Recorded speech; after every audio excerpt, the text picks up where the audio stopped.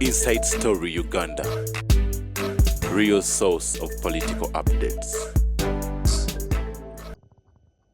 I don't speak for the Electoral Commission, but just having left government recently, I know... You just changed the location. Okay, as a spokesperson of government. It has been a standard procedure that each time we are going for elections, the different formations of our security services form committees, joint committees, and go into retreat sometime, conduct regular serialized meetings, how to engage with election issues. It is in that respect that the commissariat of the UPDF took all the commissars, political commissars of the army, to Kaweweta, and these are the ones who lead units. And they invited different resource persons, including the Electoral Commission, where the chairman was, to talk about what are their roles in election, in law and in the Constitution, and also what is expected of them, so that no officer tomorrow comes and says, I did not know. So it's common practice? It is a common practice. They go for orientation? Yes. And when they come back?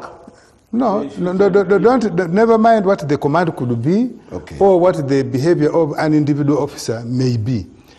Last week, for example, I was invited as a candidate, but also as somebody who recently was speaking for government in Bukid. Bukid is Busia, from Busia to Parisa. We also had a whole day there. It was a joint meeting of police, the army, prisons, RDCs, and the intelligence services, particularly ISO. What do they discuss in there? And there were, basically they were discussing their strategic plan and posture. For example, if you go to a region like that one, they map out areas you call hotspots. They map out hyper candidates in every region. Usually you would have candidates who, at the slightest provocation, they are likely to turn tables. You have seen candidates in NRM and others who actually kick ballot boxes. You have seen candidates who punch election officials or the agents of others. So they map out this so that they are able to build, to prepare an appropriate response. And also, they bring candidates together to harmonize so that as much as possible, they lessen the tension among candidates. And I think that's a good engagement. I think there's an absurdity here that there are people who think, and the Honorable Salaam Musumba thinks, that the political parties are the main stakeholders. I think the contrary. Primarily, yes. Ugandan citizens and the public are the primary stakeholders.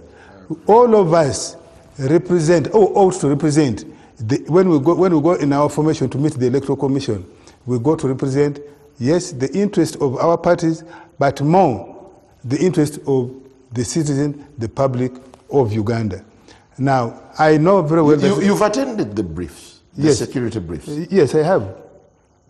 Does the most recent prove to you that perhaps security could be better this time? No, maybe if they didn't hold those sessions, they could have been worse. Maybe, if they did not. But this one I attended was after the NRM primaries, in preparation, because they are now drawing lessons. Because they were saying, if ABCD could happen in an internal election where people are supposed to be brothers and sisters, how about if they are going to face others? Won't it cascade into something else? So it was helping them to prepare. So could security be more charged now for violence? No, I don't think for violence, but they should be able, in my view, they should be able to prepare better, to neutralize threats before they actually explode. And by engaging candidates, and in that meeting they invited specifically parliamentary and LC5 candidates, because the higher you go, the stakes become higher and more challenging. Even this money you're talking about, yes, in LC1, LC2, cancer, people will use some money. But as you go upwards, the question of commercialization, extortion increases. And you had asked earlier, why probably are these? I think we have made elective offices in politics very, very lucrative by way of remuneration, but also with the hindsight, I think, when the courts ruled, for example, that people who have participated in the primary elections of their respective parties can become independent, I think inadvertently they fouled the atmosphere. And now the parties inside cannot apply hard rules to restrain, because somebody will say, you are restricting my behavior, I can move out. And you can see. And yet, inside us, we know that many of these people who run in FDC and they run in NRM and then they say we are now independent, they are actually just opportunists. They mean no good at all. Thank you. Councillor Katana, we've highlighted quite a number of issues that could bedevil the forthcoming election. Apparently, I don't hear the opposition perhaps speaking jointly about sticky areas like the register, the biometric system that is being floated, and all that software that is being talked about. I think maybe you have you have paid attention selectively, or because maybe of no, I think we are too engrossed in the internal chaos. No, I think speaking jointly does not require physical standing together. But when you are speaking from the same script, I think all the opposition actors have spoken about the irregularities. I can tell you for the fact that and I have heard even other actors, but we have talked about the hijacking of the update of the register by the security agencies instead of being done by Electoral Commission. All these issues have been talked about. But I think what happens in this country is that sometimes, and I don't know if deliberately, when there are things like these mass arrests, they distract the discussion from some of those issues, and much attention is given to the things that are the headlines. But these voices have been coming, and I can confidently say that while you may not see joint press conferences, there are discussions. And we are allies as opposition. Do you prefer keeping it behind closed doors? No, I think everything at the right time. You seem to be speaking differently. While you say there are discussions, what appears on the fore is a huge split, fight for survival and self-preservation. Simon, but it's being disingenuous. We were the last show here, last Thursday.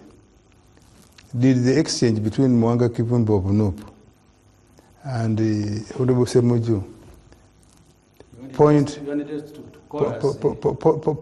towards people who are having but you see, Simon, engagement on the common issues. Simon, even in a political party, whether it is NRM, whether it is PFF, whether it is NUP, people can have different perspectives and views on a subject. So if the Honorable Mwanga and Honorable Semuju come here and are not speaking like a choir, it doesn't mean that there is...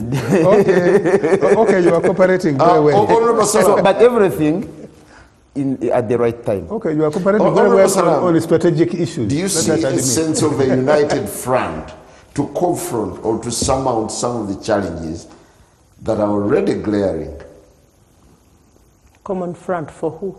The entire opposition and other stakeholders, concerned for stakeholders. The citizen. Yes. This is not about political parties as an end in themselves. This is about citizens of the Republic of Uganda. We. And therefore, everybody over the series of elections, this country has mobilized itself.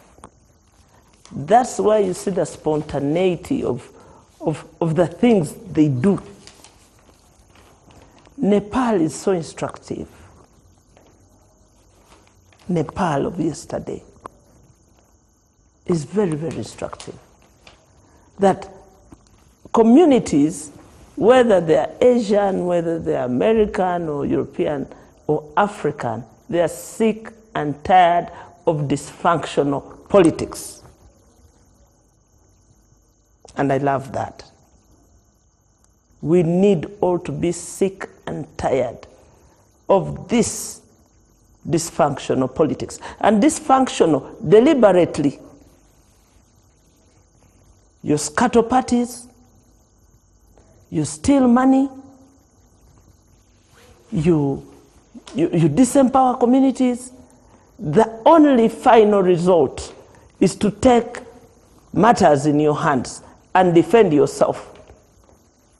You saw how Nepal burnt down the city. I mean, the rage that is within people's hearts is what you cannot legislate about.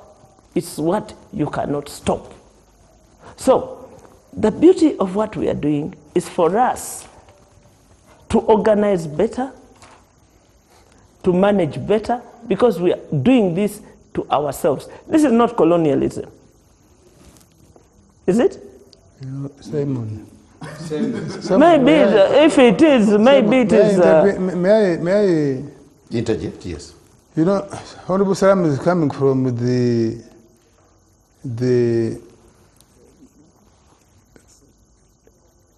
FDC wing that spoke about defiance. And you remember in 2011, 2010, buoyed by the fallout of the economic collapse of 2008 and the so-called Arab Spring, which they did not understand at the time, that was engineered by CIA. Yes, there were underlying things in those countries, but the explosion was engineered by CIA. You remember they brought it here, that defiance, and they thought and all of them were quoting the examples of the Arab world, how Uganda would explode. Now, he was also benefiting from the spring. The vice president of PFF. That one is not here. Salaam Musumba. No, the vice president of PFF is not here. Is now leaping again now on Nepal. Uganda is not Nepal. And if you think Uganda is Nepal, you can come and burn down government buildings, including parliament. I wish you the very best. You see, when you have a dysfunctional mind, an old one, like my brother, a dysfunctional old mind. You think Uganda is Nepal, you can It is not. Yeah. I But have, you have just the quoted. English, you see, when you paraphrase wrongly, you have just you only quoted. add to your dysfunctionality. You have quoted it. Oh, please proceed. So, No. Salaam, please proceed. Well, the citizen has been let down. Generations of let down. And therefore, it has led to a restless population. If you want to test what I am saying, just randomly ask at any border Does this stage. restless population have a leadership to charge them, or rather to rally It doesn't need a leadership. It is self-led, it's self-motivated. Does a fire have a leader? If a fire has a leader, then you can have the luxury of thinking and imagining that this is far-fetched. Because you have a restless young population, a young generation. Whose future you have eaten. In fact, I was going by my office during the time of the SEC, of that meeting of NRM. And as I walked, young people stopped me. They said, oh, we watch you on Frontline. I said, oh, thank you. They said, we like you. I said, thank you. And then they whispered, we ate our future inside there in Kololo. They can acknowledge that they ate their future. They accepted money to do what the elders were asking them to do. So, if we do not stop to reflect on what we, the elders, are doing to prepare the future of a nation and get ourselves trapped into parties,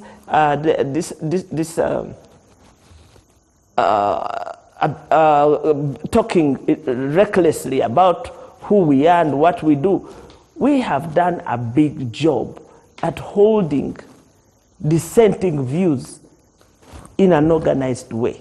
You can have a disorganized, if you're looking for an unorganized opposition, it's also there. But we are saying in a democracy, we want to keep our space as an organized opposition that you can do business with. Thank you. Can a disjointed, Honorable Semuju, can a disjointed opposition that looks at each other with bad blood? Yesterday I was, to my shocker, I had voice from Fumbiro accusing Kabaziguruka for his wars. Does this speak to anything? Now, when you look even at the mayoral race in Kampala, daggers are out. Major Waramira Roranga was responsible for prison. One group called the NRA in Ruel was also imprisoning itself. That's how Tinyefuza ended up in the ditch, guarded by Waramira Roranga. That's human nature, that there will be discipline. That discipline doesn't blind people who are in a group about the collective pursuit. It doesn't. Even in one organization, I know it is exciting to pick those few examples, but I don't want to give guarantees that even if we are one party that there will not be indiscipline.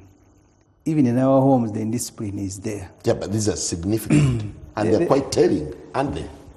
Tinyefuza is one of the historical members of the High Command. There are 7. That was at the highest level. He had been in prison. So it doesn't mean that when you climb higher, you change. I don't think will change, even when he becomes MP for older persons. So the corrective view is that we must unite, because we all face the same threat. When JAT and SFC was corroborating journalists in Kawembe, I don't think the journalists were not united. That's how many of you withdrew from the field. We all face the same threat. They were beating journalists. Ofono Pondo is accusing USJ. So they must find an answer. No, but the one who was trying to praise him, I'm not accusing him. I said he must be a wonderful man in prison now. He is. He was the one treating himself in That's okay. He's been a very wonderful man all his life. Yeah, that's his that was his historical mission then. You are now praising. That was his historical mission then. By USG. That was his historical by making him Scott in and Museveni made him, now we are the one enjoying his popularity. That's what Kategaya said. Museveni made him. These people were praising Museveni. Museveni made him, and if there's anything, you are now the one benefiting from what Museveni built. So in him. The unity that USG is speaking about is not just the unity of political parties. It's the unity of the country. And USG doesn't have to be the one to lead it. But his desire remains of a free, democratic society. The journalists, this is a war for all of us. That's what has happened in Zimbabwe, Malawi, and everywhere. Because the moment you have a military government led by reckless people, they will not spare anyone. Even their own people will fall victims. I mean, if you've seen NRM primaries, they have shot and killed people in NRM primaries. And I don't know, they have now perfected the game. When it comes to us, I don't know what will happen. That in their own internal election, they can shoot and kill. The whole military and police I saw in the Kamari of Kadaga, policemen lining up. How come you didn't raise it? I have raised it. So if you didn't hear, maybe you were too busy. So you had mortgaged yourself with this. He was busy campaigning. Somebody is following really NRM things keenly. I do. Okay. Yeah, I would be stupid not It's to. our business. Yeah. So the discussion that we must have on the show here, you can moderate and have a discussion. You asking us questions, but outside the show, all of us must have a discussion on how to rescue. Yeah, but how do you handle the shame rescue of a divided opposition that cannot put up a front to It's not a shame. counter? It's not a shame. I was in Entebbe, I've said this, I don't know how many times. When the factions in South Sudan fighting, we are meeting in Uganda. Even Museveni, when they were in the Mosh conference, there were more than 7 factions. The reason we are different political parties is because we don't agree on each and everything. If we are agreeing on each and everything, we will be one party. So these disagreements are normal. Okay, what are the bare minimums that would cause you to sit together with the and handle some of the critical issues surrounding the Luzira, with maximum security, where Dr. Resiji and Obed are, is where Edemutwe is. So even if we choose not to unite here, this military junta will unite us at least in pain. Like they have done, one by one at least. If you can't, you have been on this show and you said you can't meet the FDC of Amriat and Nandale. Yes, on matters of... And yet you claim you stand for the same reason, to remove this shocking dictatorship. Yeah, but Museveni had disagreement with Kaira. But when he captured the power, Kaira was the Minister for Energy before he was killed. Sometimes you speak so simply. No, I'm asking you. I'm asking you. It's the ideologue. I am asking the fate you. will unite us. So you are waiting for fate to unite you with Amriat. It is already with us. Okay. When Muhoz says, I will kill you this year, I will kill you this year, I've identified the tree, we are all waiting for our hour. And maybe you will find us there. Thank you. Henry, as we take a break, there seems to be an array of issues. Where would you start from if you were to sanitize the forthcoming election? First of all, I want to restore hope. Restore hope that when democracy is... remember, we are in a very agrarian society. About 70% of our people survive in agriculture. The people where we copied democracy from, by the time they had that percentage of the people in agriculture, they didn't have any democracy. So we are doing well. We're not doing badly. So all these things of opposition, of division, and all these divisions, this is a process. And remember, I told you democracy is a journey. You have to walk. So you have to hang in there. Time will come. See, Now, so me, one of my teachers said, you see, for us, we never had shoes when we were going to school. There are generations you will jab. That's why South Korea were at the same level of growth, 1962. They are now first world. Yeah, but at that they didn't wait for what was the system of governance? What was the system of governance at the time they grew? So you need to look at this thing. So when you ask that question, I think one of the things we can look up to is that at least we know that come. So the silver lining is at least we know. Come that day in January next year. The election will be there.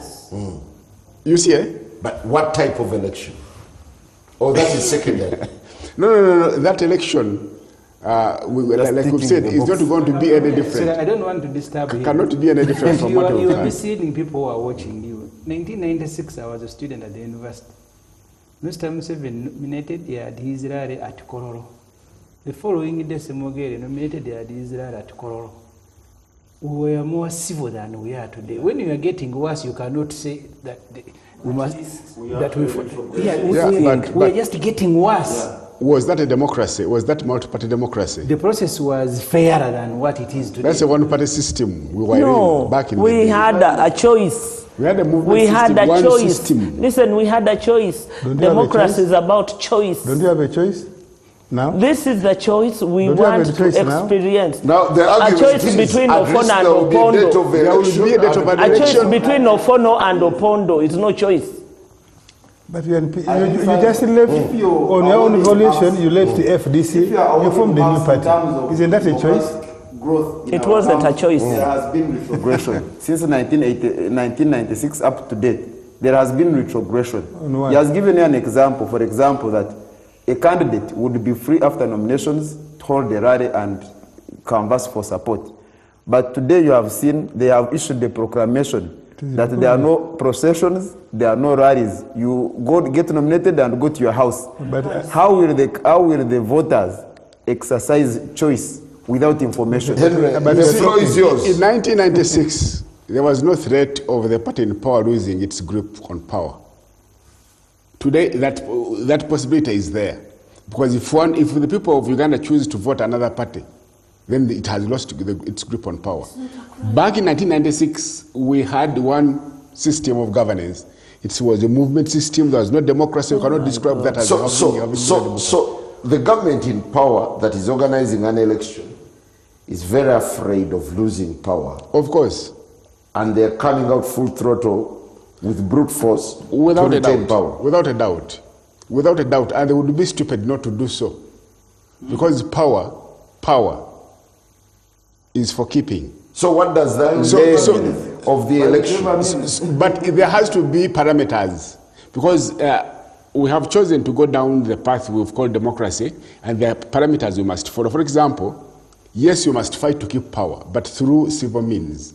But you have said power is for keeping. Absolutely. But And that's that the would reality. be stupid. That's the I mean, reality. you get power. If PFF You get mutated go to power from tomorrow, FDC they would to strive to FF. keep it. That's You one can never way give you it chose away to like keep this. your power. So it would be dependent on the challengers. But there has to be equal playing, a fair playing field.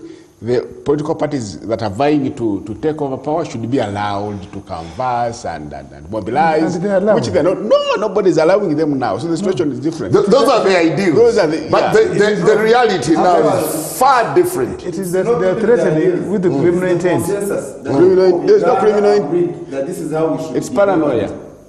In the constitution. That is our minimum consensus as the people of Uganda. That is how we want to be governed. That when there are elections, this is how they are going to be conducted. But the NRM, because you are saying power is for keeping, they are saying we are keeping power by whichever means. If it means killing people, if it means rigging, if it means yes, because that's the imposition of what The you keeping say. must be within the parameters of the ourselves law. to elect for elections with you. Those are No, our and you see, for example, when the NRM people were conducting their business, they even closed the roads in Kololo. They closed that Chadondo road, like for a week. But for just one day, candidates from across political parties to conduct any activity, it's illegal. The other day I saw Uhuru, who is running. He had a procession going to be nominated, but they are saying there are no processions. If you are from the opposition, then they will tear gas you, they will arrest you. Procession of his councillors. It was a convoy. You don't even distinguish No, between it was a procession. You are not there. You said you are not. It was a procession. What I met was a procession. No, maybe you met it in a dream. I met a procession. In a dream.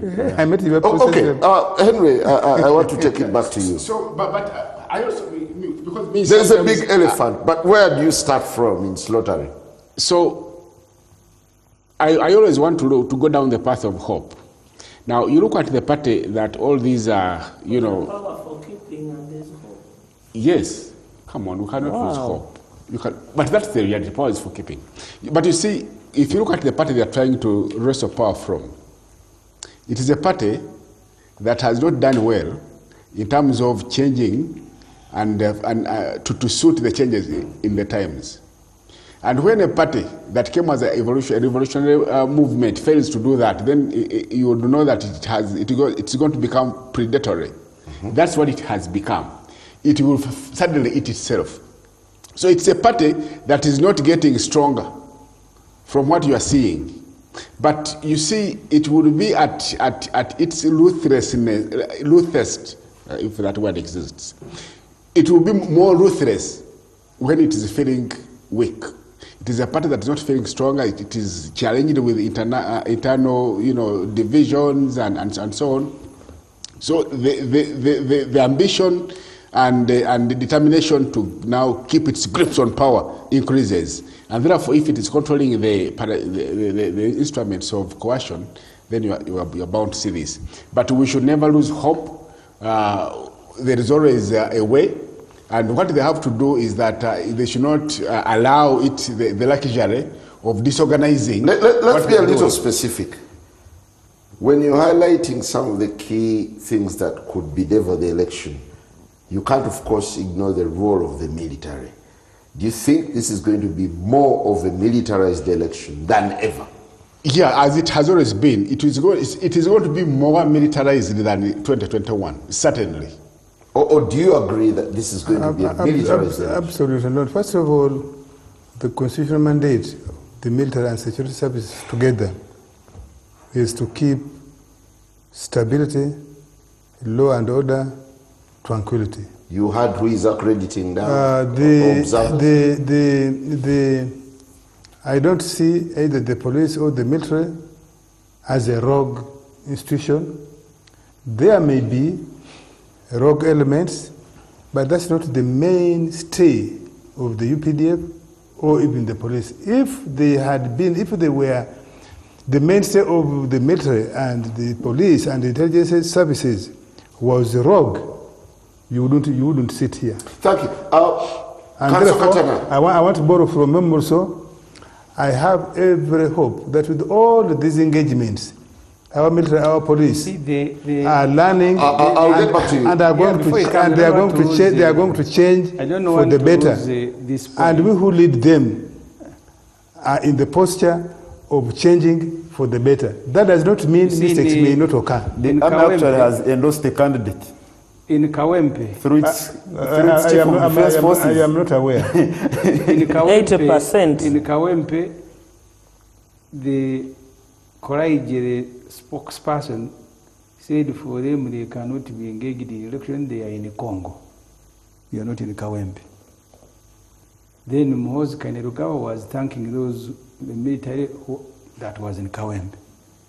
On polling day, you had a mamba. The law says you can't even carry an AK-47 at a polling station. But you had a mamba at all polling stations. I think the worst election in the recorded history of Uganda. So this military is not a rogue military. It's not. Yes, that might have been a mistake, an overreaction, but it's not the mainstay of our election. Thank you. Mr. Katana, as we take a break, do you think Kawempe gave the country a foretaste of everything that could go wrong in 2026? Certainly, it did. And contrary to what Honorable to be of Opondo is saying, that there are some rogue elements.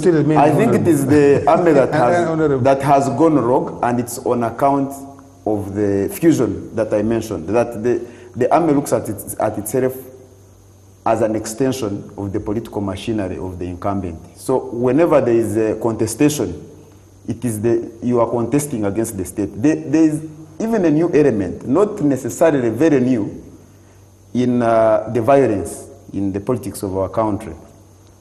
The co-opting of criminal gangs.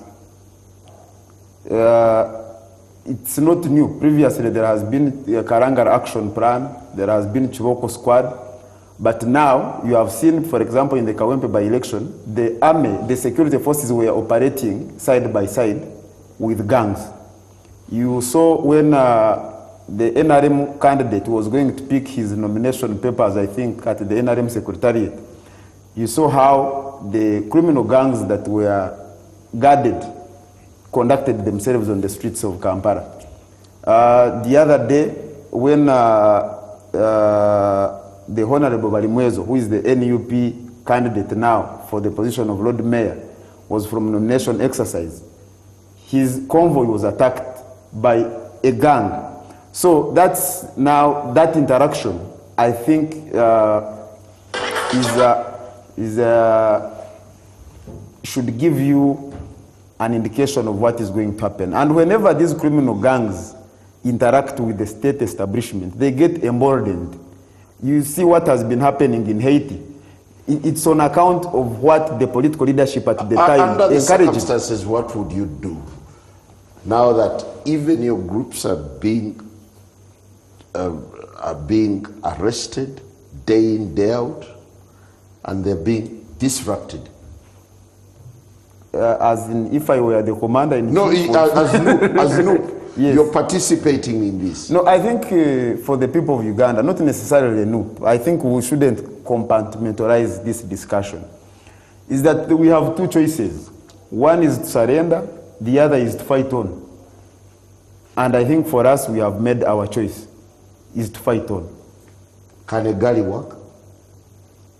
Well, whether it is Gari, whatever name you give it, but I have told you the principle. The principle is that the choice we have made is to soldier on. Well, thank you. We'll take a very short break, and when we return, we'll still be unpacking some of the red flags that could bedevil or rather taint the forthcoming election.